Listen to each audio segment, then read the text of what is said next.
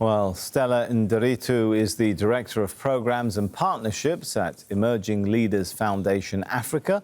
She's also a gender equality advocate, joins us live from Nairobi. Good to have you with us. So first of all, when you hear things like one woman killed every 24 hours, you've got to wonder if gender-based violence is way too normalized in society for that to happen. It absolutely is very sad to watch the news, but also see the numbers of the women, girls losing their lives to gender-based violence. And so I first wish to say that I join my voice with all Kenyans who are out on the streets today, but even those who could not make it because of fear of police brutality. And I first also want to say that it's really sad that on this International Day of Human Rights, we still see a lot of violations of the same human rights, just because peaceful protesters actually came out to demand for better for citizens. So it's really, really a sad state of affairs. And we say, stop killing women, and it's time to end femicide. Right now, it's an urgent matter. Right, but my question is part of the problem that it is too normalized in society? Yes, it is.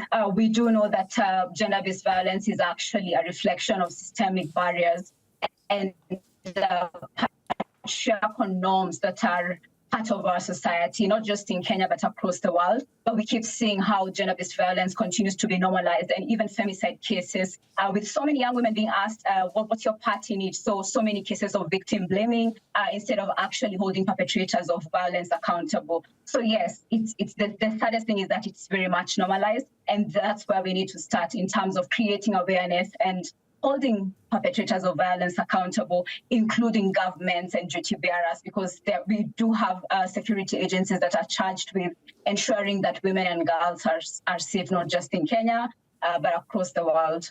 You mentioned governments. How seriously do authorities take complaints of gender-based violence in places like Kenya? Well, clearly not as serious as we would want them to do it. We've seen the numbers. It's actually more than 1 in 3 women. In Kenya, we have one of the hospitals report that we have 4,000 cases of women reporting cases of gender-based violence on a monthly basis.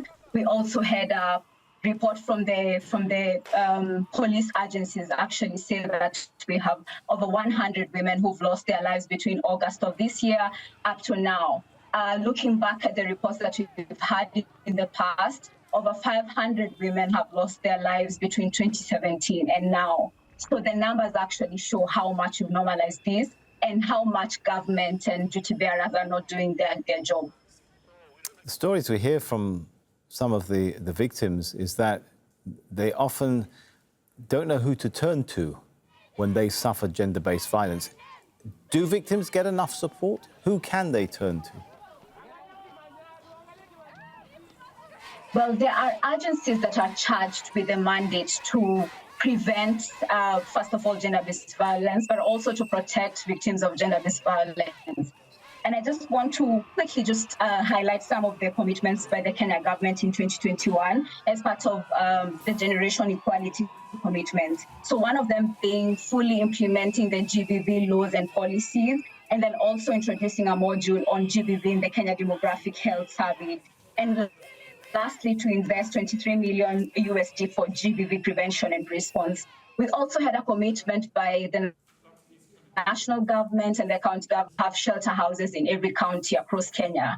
So clearly, by seeing how many people actually came out to the streets to protest and to say that we need better, it's a clear indication that a lot more needs to be done, which is why we keep saying that we need to stop shifting the blame to victims of gender-based violence and actually hold those who are responsible accountable.